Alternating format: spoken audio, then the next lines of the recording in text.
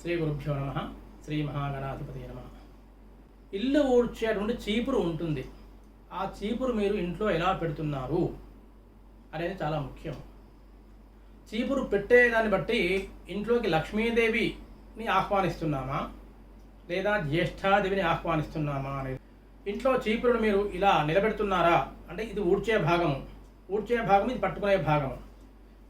ఇలా పెడుతున్నారా, ఇలా పెడుతున్నారా, ఇలా పండబెడుతున్నారా, ఇలాగైతే మనం ఇలా ఊడుస్తుంటామో ఇలా పెడితే ఏమవుతుంది, ఆ కింది భాగం అంతా వంగిపోయి త్వరగా చీపురు చెడిపోతుంది, ఊడవడానికి పనికిరాదు, వెంట మారుస్తూ ఉండాల్సి వస్తుంది. కాబట్టి ఇలా పెట్టడం అనేది చాలా అరుదు. సాధారణంగా ఇలా పెట్టడం చూస్తూ ఉంటాము. ఊడ్చేటువంటి భాగము పై స్థితిలో ఉంటుంది, పట్టుకునేటువంటి ఆ పిడి భాగం కింది స్థితిలో ఉంటుంది. ఇలా చీపురు ఇంట్లో ఉంచడము చాలా తప్పు, పొరపాటు. చీపురు అనేటువంటిది శనైశ్చరుడికి ఆయుధము. ఏదైనా సరే ఇలా ఉంది అన్నప్పుడు అది వాడడానికి సిద్ధంగా ఉంది అని అర్థం. ఈ పూర్వకాలంలో రాజులు ఉపయోగించిన కరవాలాలు ఉంటాయి. ఆ కరవాలము పొరలో పెట్టేటప్పుడు ఎలా ఉంటుంది, ఇలా పెడతారు. అంటే పిడి పై భాగంలో ఉంటుంది, ఆ కొన కింది భాగానికి వస్తుంది, ఇలా పెడతాము. ఆ కరవాలాన్ని ఉపయోగించేటప్పుడు ఇలా పట్టుకొని ఇలా ఉపయోగిస్తారు. అంటే ఉపయోగించేటప్పుడు అగ్రము చివరి భాగం పైకి ఉంటుంది, పిడి కింది భాగంలో ఉంటుంది.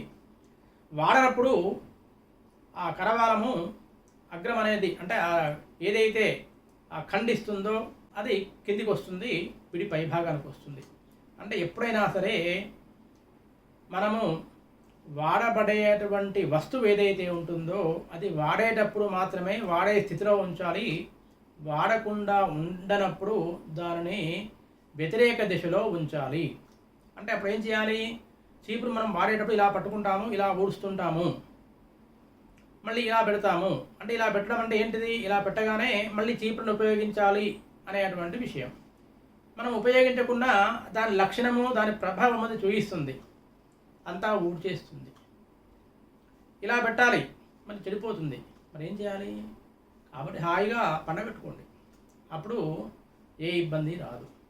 కాబట్టి ఎట్టి పరిస్థితిలో కూడా అలాగే ఇంట్లో గిన్నెలు ఉంటాయి. మనం వాడే గిన్నెలను ఏం చేస్తాం, వాడే సమయంలో మాత్రమే వాటిని ఇలా వెల్లకిలా పెడతాం, వాడినప్పుడు బోర్లేస్తాం.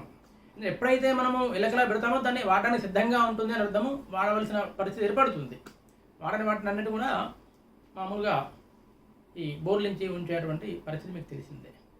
ఇంట్లో లక్ష్మీదేవి నిలబడాలన్నా, లక్ష్మీదేవికి ఆహ్వానం రావాలన్నా, లక్ష్మీ మన ఇంట్లో ప్రవేశించాలన్నా ఎట్టి పరిస్థితుల్లో కూడా చీపురును ఇంట్లో ఈ విధంగా అంటే ఊడ్చే భాగము అగ్రంగా పైకి ఉండేటట్లుగా ఆకాశాన్ని చూసేటట్లుగా ఉంచకూడదు.